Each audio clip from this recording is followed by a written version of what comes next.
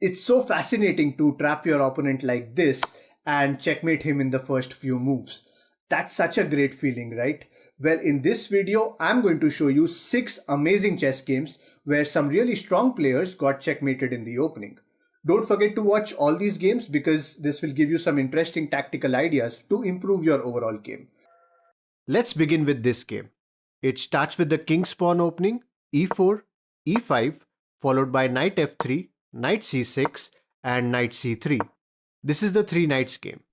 From here, black decides to go for g6 with the idea of bishop g7. Then we see d4 attacking the center, e takes on d4. The knight is being attacked, so white plays knight d5. Black develops his bishop on the long diagonal, bishop g7. Now comes bishop g5 attacking the queen. Black plays knight g to e7. A better move would have been to block with this knight because, as you will see later, this is an important square which this knight was defending. But anyway, black blocked with this knight. And now white starts setting up his trap. He goes for the knight sacrifice first. Knight takes on d4. Black has two attackers whereas white has only one defender, and that is the queen. Now black can take either with the knight or with the bishop. If he takes with the knight, then bishop e7 and the queen is gone. Therefore, he decides to take with the bishop, but this is now completely winning for white. Can you find the winning combination? Let's see. It starts with a queen sacrifice. The main idea is to eliminate this bishop from defending the f6 square. So queen takes on d4, and after knight takes queen, white plays knight to f6 check. Look, that's what I was talking about.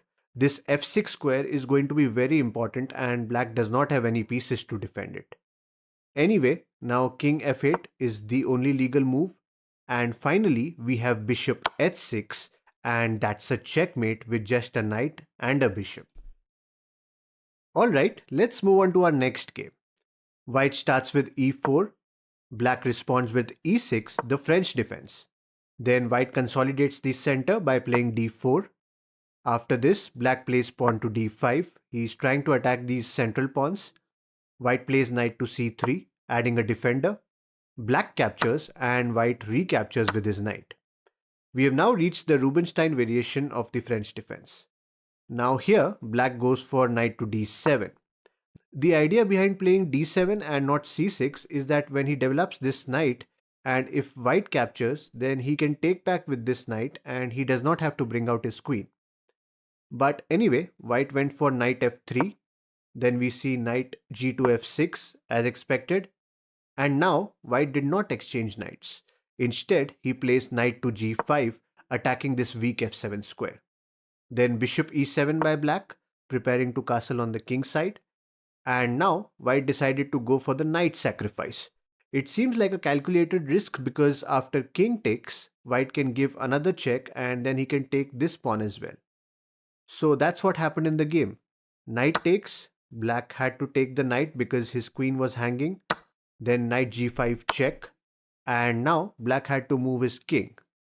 King to g8 is the most logical move because you don't want to get your queen trapped after white takes this pawn. Therefore, black played king g8, then knight takes on e6, attacking the queen. Black moved his queen to e8 as expected.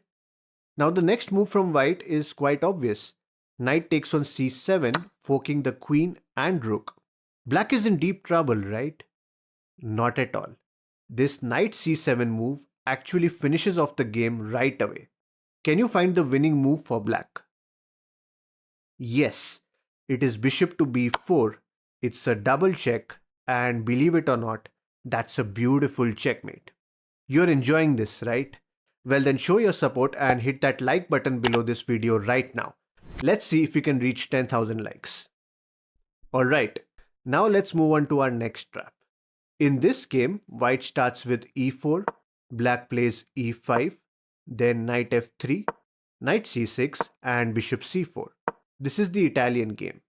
Now black plays knight f6, attacking the e4 pawn, and white responds with d4, opening up the center and threatening this pawn on e5. Black takes, but white does not take back. Instead, he castles on the king side. Even though white is a pawn down, he has a very good position. Most of his pieces are developed, and plus he has this dangerous rook which is eyeing down this e file. Because of this rook, it is quite risky for black to straight away take this pawn. Therefore, he plays h6, preventing the idea of bishop g5. Now in this position, white played a strange looking move, knight to h4. It's not the best move, but his plan was to entice black to somehow capture this pawn. The point is that when knight takes, this diagonal opens up and the queen is attacking the knight. Therefore, white won't be able to straight away play rook to e1. So black grabbed the opportunity with both hands and took the free pawn. And now white really started to push the pedal. He went for queen h5, threatening a mate on the next move. To prevent this, the best move for black is queen f6, but I guess he didn't want to bring out his queen. Therefore, he goes for a very natural looking move, pawn to g6, but that's a big mistake. Let's see how. In this position, white plays bishop to f7 check. He has to capture because if he doesn't, then he's in big trouble with all these pieces attacking the exposed king. Therefore, king takes bishop, and now, can you find the winning continuation for white? Well, it's a simple mate in two. First queen g6 check, king to e7 is the only legal move, and then knight to f5 is a checkmate, and that's game over. Alright, let's check out trap number 4. The game starts with e4, e5, knight f3, and then d6. We have the Fildor defense on the board. White plays d4, attacking the center, and now black tries the Fildor counter gambit, which is pawn to f5.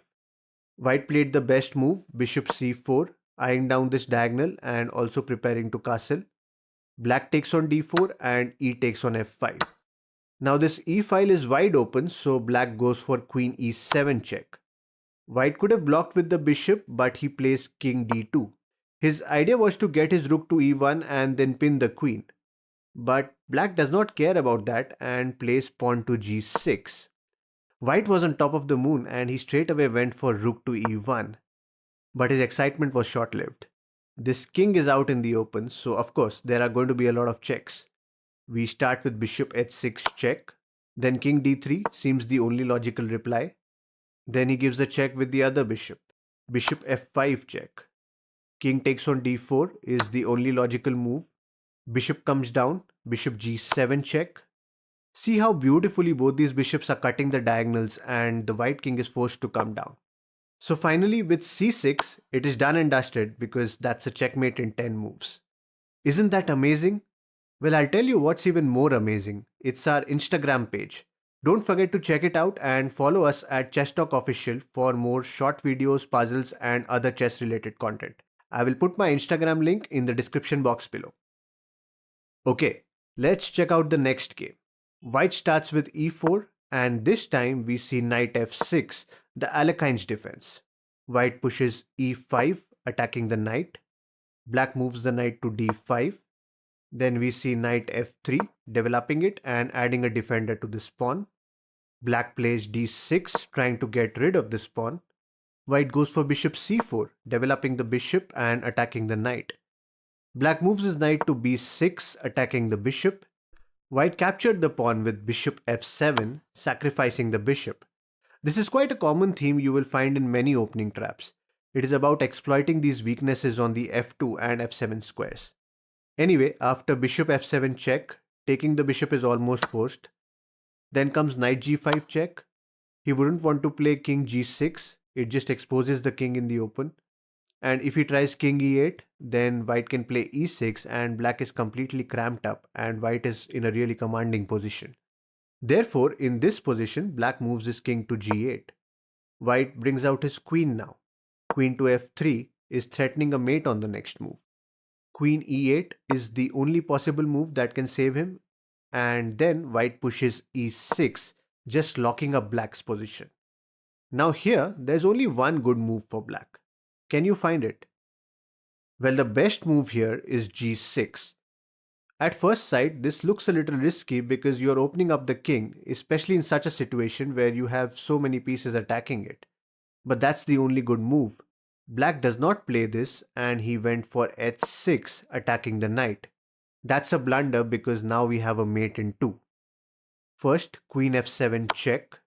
Capturing the queen is forced, and then white takes with the pawn, and that's a checkmate because this square is also covered by the knight. Going back, in this position, had he played g6, then he could have freed this square for his king, and that checkmate would not have been possible. Also, it could have opened up this diagonal for his bishop, so black could have saved this game. Anyway, that didn't happen, and he got mated in 10 moves. Moving on to our next game. White starts with e4, black responds with c5, the famous Sicilian defense, then knight f3, knight c6, and white plays the open variation with pawn to d4. Black takes and white recaptures with the knight. Black brings out his other knight attacking the center. Knight c3 defends it. Then we have d6 making way for this bishop. White goes for bishop g5, positioning it on the queen's diagonal. Black plays a6, covering this square. He wants to stop white from advancing all these pieces, so a6. Now we see queen d2, giving himself an option to long castle and adding a defender to the bishop. Black retreats his knight because he wouldn't want to spoil his pawn structure in case white captures. Therefore, knight d7. Now white brings out his other bishop as well. Black plays g6 with the idea of bishop g7 attacking the center. White advances his knight, and here black makes a mistake. He plays f6 attacking the bishop. A much better move would have been pawn to h6. The problem with f6 is that it leaves this important e6 square vulnerable, and that's what white takes advantage of. He plays knight to e6 attacking the queen. Queen a5 is the only safe square for the queen. The knight is jumping again, this time to c7, forking the king and rook. King f7 is the only logical reply. Now knight d8 check, and the king goes to g7. White should take the rook, right? Well, there's a better move, and that is knight to e8 check. Just look at this. Both the king and the queen have been dethroned from their positions, and we have both these knights taking center stage. What a visual this is. Anyway, it is black's turn, and he resigned in this position. Can you tell me why he resigned? It's actually a mate in 4 moves. Let me know in the comments if you can find it. That's your puzzle for today. Let's see how many of you can solve this. Well, don't forget to like and subscribe and check out these other videos as well that are showing up on your screen right now. Thanks for watching, and I shall see you in the next one.